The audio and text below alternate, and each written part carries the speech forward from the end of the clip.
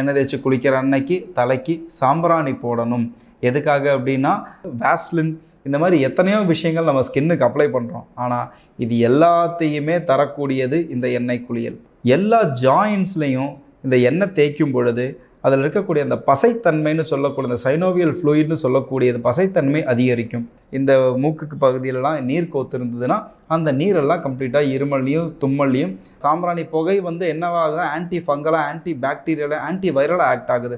So தலைக்கு வரக்கூடிய சில அந்த ஃபங்கல் இன்ஃபெக்ஷன்ஸையும் அதை ப்ரிவெண்ட் பண்ணுது. தேவையான எண்ணெய் பசையை தோல்லையே தக்க வைக்கும், அதீத எண்ணெய் பசையை தோல்லிருந்து எடுக்கும். இதுதான் இந்த கடலை மாவையும் இந்த சீயக்காய் பொடியெல்லாம் பயன்படுத்துறதுக்கான காரணம் என்னென்னா,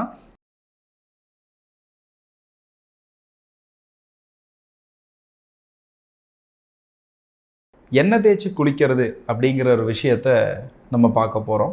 அந்த காலத்தில் இது ஒரு பண்டைய கலாச்சாரம்னு சொல்கிற நிலைமைக்கு வந்துருச்சு. ஏன் அப்படின்னா, இன்றைக்கி அது செயல்பாட்டில் இல்லை. அப்படிங்கிறதுனால தான் நான் ஆரம்பிக்கும்பொழுது பண்டைய கலாச்சாரம் அப்படிங்கிற ஒரு விஷயத்த சொல்ல வேண்டியதாயிருச்சு. பட் இருந்தாலும் ஒரு ஆயுர்வேத மருத்துவராக என்னுடைய மிக முக்கியமான ஒரு கடமையாகவும் இதை நான் நினைக்கிறேன்.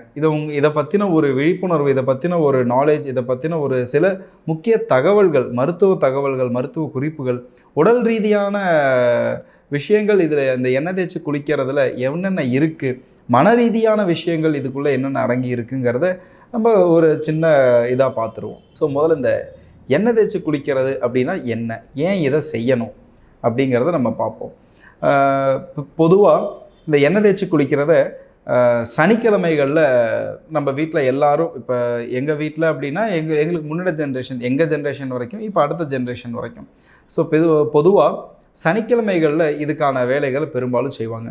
பெண்கள் என்ன பண்ணுவாங்கன்னா, வெள்ளிக்கிழமைகள் எண்ணெயை தலையில் தேய்ச்சி குளிக்கிறதுங்கிறது பெண்களுக்கான நாளாகவும், ஆண்கள் பார்த்திங்கன்னா சனிக்கிழமைகளில் எண்ணெய் தேய்ச்சி குளிக்கிறது வழக்கம். சனி நீர் ஆடு அப்படிங்கிறது நம்ம எல்லாத்துக்குமே ஒரு தெரிஞ்ச ஒன்று. எதனால் அப்படின்னா, சனிக்கிழமைகளில் எண்ணெய் தேய்ச்சி குளிக்கிறது அப்படிங்கிறது ரொம்ப முக்கியமான ஒரு விஷயமாக கருதப்படுறது.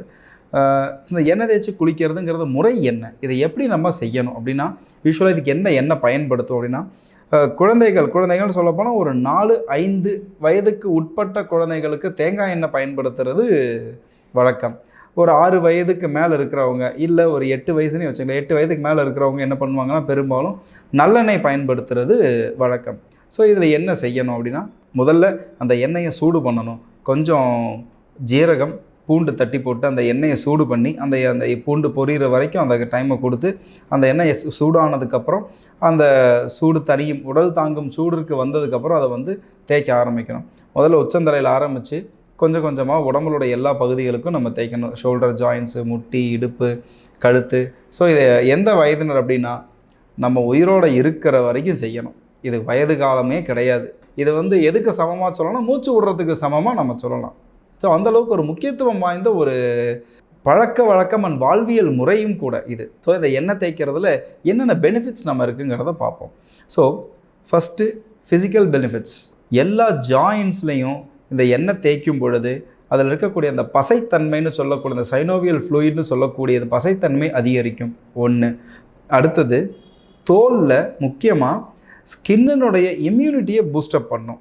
இது ரெண்டாவது முக்கியமான ஒரு ரீசன். இன்றைக்கி எல்லாரும் சொல்கிறது வறண்ட ஸ்கின், பீனட் பட்டர், அந்த வேஸ்லின், இந்த மாதிரி எத்தனையோ விஷயங்கள் நம்ம ஸ்கின்னுக்கு அப்ளை பண்ணுறோம். ஆனால் இது எல்லாத்தையுமே தரக்கூடியது இந்த எண்ணெய் குளியல். நம்ம இந்த எண்ணெய் குளியலை யூஸ்வலாக சனிக்கிழமைகளில் குளிக்கும் பொழுது நம்ம சோப்பு கொடுக்க மாட்டாங்க வீட்டில்.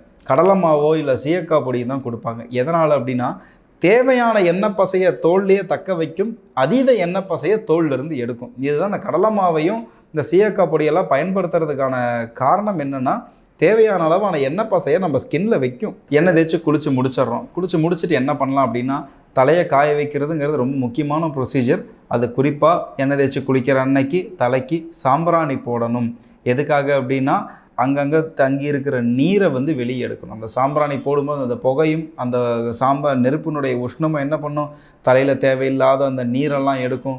யூஸ்வலாக அந்த சாம்பிராணி புகையை கொஞ்சமாக இன்ஹேல் பண்ண சொல்லுவாங்க. இன்ஹேல் பண்ணி இருமல் வரும்.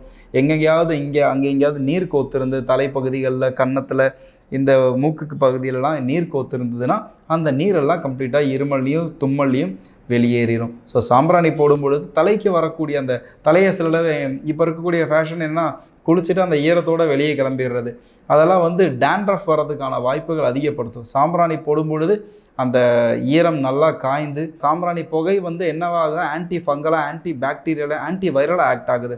ஸோ தலைக்கு வரக்கூடிய சில அந்த ஃபங்கல் இன்ஃபெக்ஷன்ஸையும் அதை வந்து ப்ரிவெண்ட் பண்ணுது. குழந்தைகள் ரொம்ப முக்கியமாக 5 வயதுக்குள்ளே இருக்கிற குழந்தைகள், பிறந்த குழந்தையிலேருந்து 5 வயதுக்குள்ளே இருக்கிறவங்க இதை கண்டிப்பாக செய்யணும். ஏன்னா குழந்தைகள் அந்த வளரும் பருவத்தில் தேங்காய் எண்ணெயை தேய்ச்சி குளிச்சு விடுறதுங்கிறது அந்த குழந்தைங்களுடைய முதுமை காலம் வரைக்கும் நீங்கள் இந்த 5 வயசில் செய்கிறது அவங்களுக்கு ஒரு நல்ல பலனை தரும்.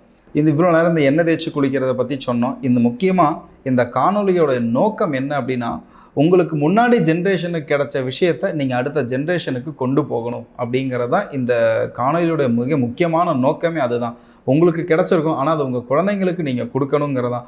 நீங்கள் இந்த நாலேஜை அடுத்த ஜென்ரேஷனுக்கு கொடுத்தா தான் அது அடுத்த ஜென்ரேஷனுக்கு கேரி ஆகுங்கிறது இந்த இடத்துல நான் பதிவு செஞ்சுக்கிறேன். ஸோ எண்ணெய் தேய்ச்சி குளிக்கிறதுனுடைய முக்கியத்துவம், இம்பார்ட்டன்ஸ் என்னென்னங்கிறது இந்த காணொலியில் பார்த்தோம். இது அனைவருக்கும் பிடித்திருக்கும். இது அனைவரும் தயவு செய்து அவங்கவுங்க வீட்டில் ப்ராக்டிஸ் பண்ணுங்கள். ப்ராக்டிஸ் இல்லை, இது ஒரு வாழ்க்கை முறையாக கொண்டு வாங்க, வாழ்வியல் முறையாக கொண்டு வாங்க. மீண்டும் அடுத்த காணொலியில் வேறு சில தகவல்களோடு உங்களை சந்திக்கிறேன். நன்றி.